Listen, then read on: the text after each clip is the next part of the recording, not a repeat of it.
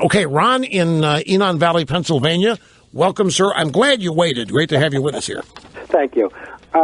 This sort of the Indiana deal sort of pales in comparison to what's going on in the Middle East and Hillary and everything else. But I think there are some very important issues here nonetheless, and mainly that I think that this whole thing has been focused in the wrong direction.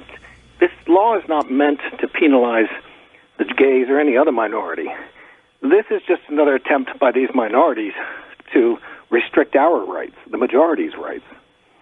And unfortunately, we've bent over backwards. Every time they do it, we make laws that say that because it's a bias crime, it's more severe penalty. You know, you are so right about this. And it's terrible because, they made up words. They call us racist. They call us sexist. They call us homophobes. They call us all these names. And we don't hate anybody. It's they who basically are trying to make people behave in ways that are untenable to them. Our Constitution is supposed to protect us from people like that.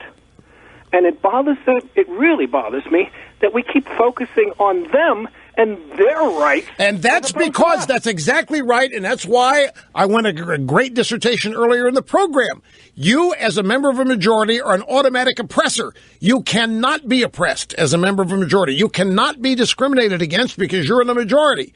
The minority doesn't have the power to do any of that to you. That's the ongoing theory. We don't do anything about it. We don't stand up for it. We don't exert our rights. No, because they guilt you. They guilt you into acquiescence on every issue. You end up bending over backwards to placate them, to show them you don't hate them. Correct. And it never gets you anywhere, and right? You can never prove something like that. How can you prove that you don't hate them? Because they're the ones that are out there saying, oh, poor me, poor me. No. How about our society in general? There's unintended consequences to all of these kind of actions. I look back, for example, to, say, for example, the crash of the airplane that just happened. That's basically because of HIPAA laws. Now, these HIPAA laws, they started in the United States, but now they're global. Why did they start? They started because gays didn't want AIDS to be portrayed as a communicable disease. They said, we've got to protect these people's identities and their rights to their histories and to their medical records. Before that, we didn't have it. Well, what's happened since then? What's happened since then is, of course, you've got a lot of people who really don't belong in cockpits or, frankly, driving buses or trains or a lot of other things. And they're out there because these guys wanted to protect their rights and they didn't want this disease to be identified with them. Well, look, I know what you're saying, but you're right that it's tied to way back to the 80s, gays and AIDS, but it's not just that anymore. If this guy, the pilot you're talking about,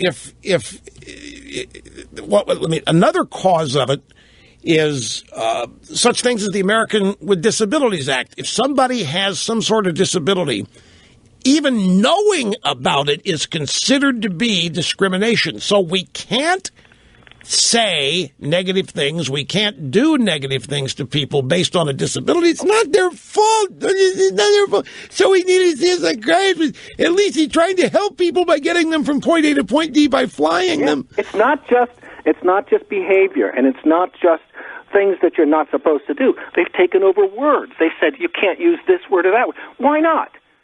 This is a free. We're supposed to be protected. Our rights to be individuals and to think freely. No, you're right. But see, the problem is that you as a majority are an oppressor. You don't have any rights. You are the one that needs to be gotten even with, and people like you. And so this is almost like a reverse affirmative action. They justify it by saying this is what they have been subjected to for all of their lives, and now it's your turn to find out what it's like, and that is justified. But you're absolutely right in all this. You bend over backwards, you acquiesce, you go out of your way to disprove their allegation that you hate or that you're a bigot, and it never gets you anything because it's not real. It's just an allegation. It's meant to categorize you. They don't really think that. They don't care if it's true or not. They want other people, and they want you, more importantly, believing that you are, that they think you are, and acting defensive and subservient as a result. It's designed to get you to shut up, sit down, and stop objecting. And it doesn't sound like with you it's working too much. So